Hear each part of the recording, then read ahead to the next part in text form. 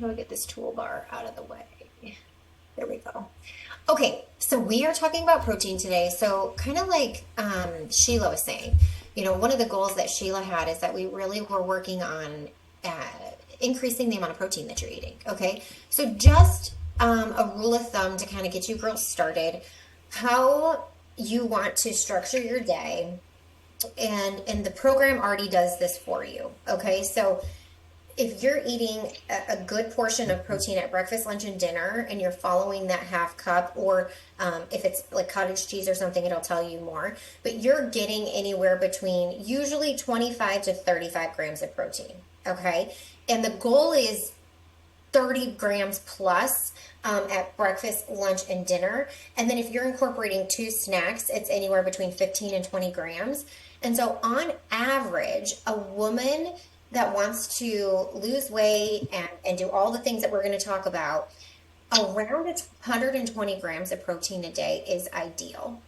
Now, with you being, if some of you are on the peptide, you might not be able to always get that in. So we have to be creative with like our protein powders and drinking those versus, tons and tons of meat and things like that, because you're going to feel fuller longer. But adequate amount of protein is so important for your overall health and for weight loss. Okay, so protein is a macronutrient that your body needs. Okay, so the macronutrients are protein, carbohydrates, and fats. Okay, and the amount of protein that you're getting to in this plan is about 40% of your diet. Okay, now why is this important? So I'm going to show you why it's important for weight loss first, and then I'm going to show you why it's important for balancing your hormones. All right. So first and foremost, when you're losing weight, all right, you're shedding all of this weight, protein helps you to maintain and build muscle, which is going to keep that metabolism going, burning calories while you're just relaxing. Okay. Muscle's big. Like we just said, it boosts your metabolism. All right, you're burning more calories. Protein helps you build that muscle that burns the calories. Protein does help you stay fuller longer, making you feel more satisfied, and it can help to avoid the unnecessary snacking and overeating. A lot of times when somebody's a snacker, typically they're not getting enough protein, okay? And that balances your blood sugars.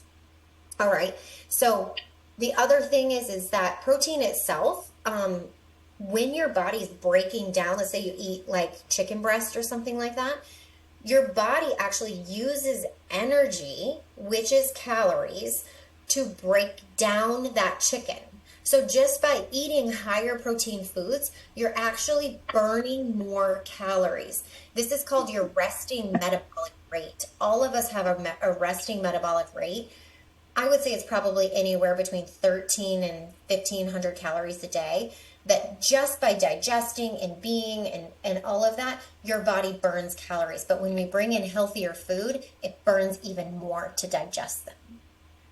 Like we said, eating protein keeps your cravings in check, okay? Because protein balances your blood sugar levels. Okay, so if you've had your blood glucose level tested or your hemoglobin A1C tested, that's what this is. Your body keeps blood sugars available for readily available energy. Okay, but when we aren't eating enough protein, your blood sugars can go and it leads to a lot of cravings. And it can lead to shakiness and mood and all of that. So your protein keeps that blood sugar in check, and having a balanced blood sugar actually is a really good thing for stable weight loss. Of course, preserving muscle, like we said, during weight loss, and then of course giving you the vitamins and the minerals and things like that you need. All right. So another reason that protein is a powerhouse for us women specifically, I mean, men too, but girls, if we don't have enough protein, it's really hard for your body to have hormone balance. Okay? Like I hear women talk all the time, like, I want to balance my hormones. I want to balance my hormones. Well, a huge thing you can do that's simple and easy without even going to the doctor and getting labs and all the things is eating a variety of high quality lean protein. Okay, so it's very scientific, but when you have good lean protein, it helps to grab a hold of that protein or the hormone, the signal of the hormone and transport it to where it needs to go. Okay? So you have tons of different hormones. I mean, you have sex hormones, growth hormone, insulin is a hormone. Um, you have cortisol, you have mood hormones, you have all sorts of different hormones in your body, okay? Besides just estrogen, progesterone, things like that, all right? And so getting a high protein diet, let's go through these. So we said it controls your mood, your appetite, and more. So insulin control, okay? Back to the blood sugar. So eating protein helps manage your blood sugar and insulin levels, all right, which plays a direct role in your metabolism and energy. It helps with growth hormone, so building muscle, all right? Sex hormones, so playing a balance and in actually balancing hormones like estrogen and and testosterone, which are vital for us to feel vibrant, okay? Libido and all of the things like that. Stress management. So protein actually helps to regulate cortisol. This one's big. This one's big. Belly fat, a lot of times, is directly related to stress, hormone, cortisol. Okay? So eating enough protein can actually regulate cortisol and help to lead to weight loss. And of course, mood regulating.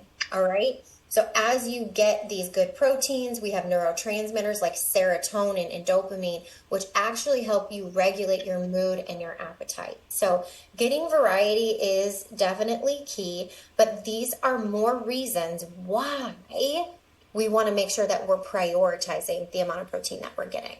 Okay? Awesome. Any questions on that?